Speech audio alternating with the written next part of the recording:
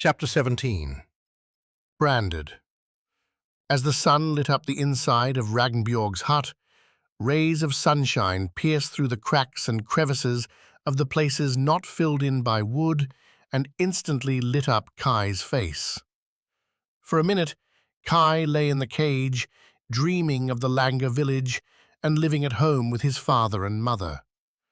That single ray of sunshine, cold as the day was, still gave Kai a warm, nostalgic sensation as it lit up his face and reminded him of past times, of rising earlier than most in his village to study the runes of Vikings before him, and of practicing his lethal swings on the training grounds before any rooster crowed. As he continued to drowse in and out of deep sleep, the smell of stew brought him to his real senses as he awoke to the depressing realization that he was not at home, that he was in fact locked in a cage with his hands tied, starving and hungry. And, having come back to complete consciousness, so too did the pain in his injured left shoulder. Stiff and aching, the pain quickly escalated and slowly became increasingly unbearable.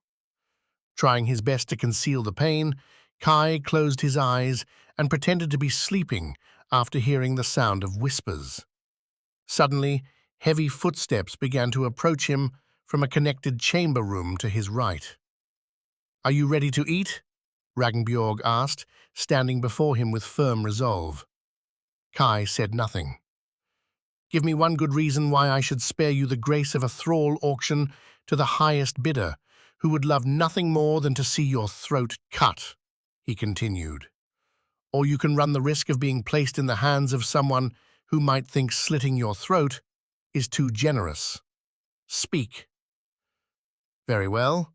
Connor and Knut, come in. It's time to take this Langer to the thing," Ragnbjörg yelled.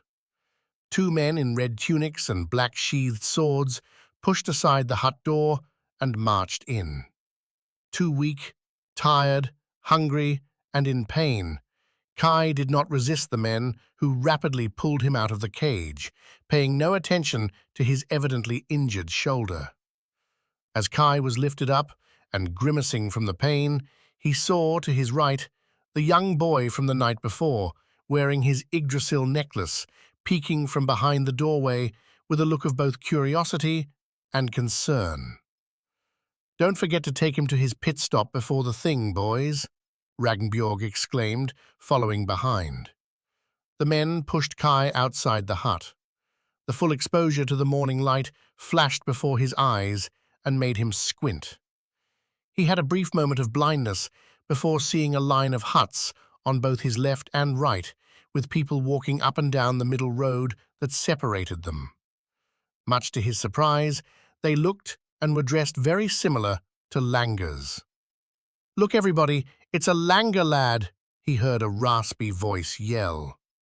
Suddenly, Kai felt a plurality of eyes look towards him in such a way that he could almost feel them as heavy, hot iron weighing him down.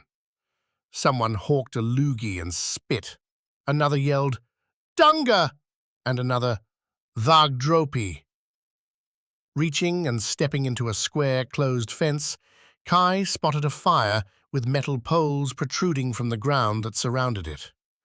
One of the Troust warriors grabbed Kai by the back of the neck and pushed him down, while the other kicked his feet out from under him.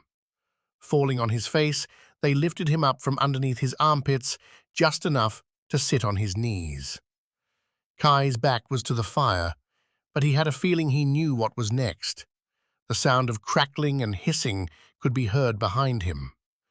Without giving any forewarning, one of the warriors took the metal pole they were burning with a capital T at its end and pressed it against Kai's shoulder blade.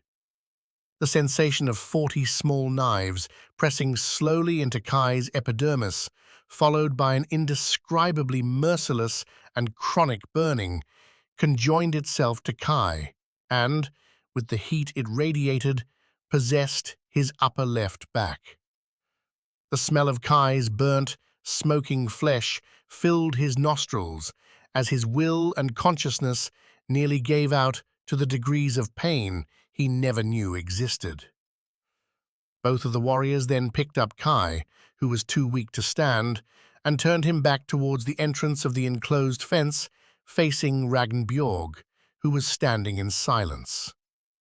Behind Ragnbjörg, a small group of people had formed, looking with intense curiosity. "Bring him before the tribe council. It's time for a thing," Ragnbjörg said, and, turning to the crowd, Ragnbjörg yelled, "This is what a Langa warrior looks like. Remember it well." But Ragnbjörg saying this is not what shocked Kai, nor did the pain in his left shoulder, either from the broken front of it or branded back, or the blows from the guards likewise. The one thing that shocked Kai, more than anything he had ever seen or felt in his entire life, was the dangling blue sack hanging from the side of Ragnbjörg's belt, the one his food had been in and had gone missing the first night of his hunt, the one he had glimpsed at on Fafard's waist before the ambush. He had not dreamed it. His eyes bore witness to the instruments that had choked his path. And it was not the gods, nor was it Odin. It was the berserkers, Bard's men.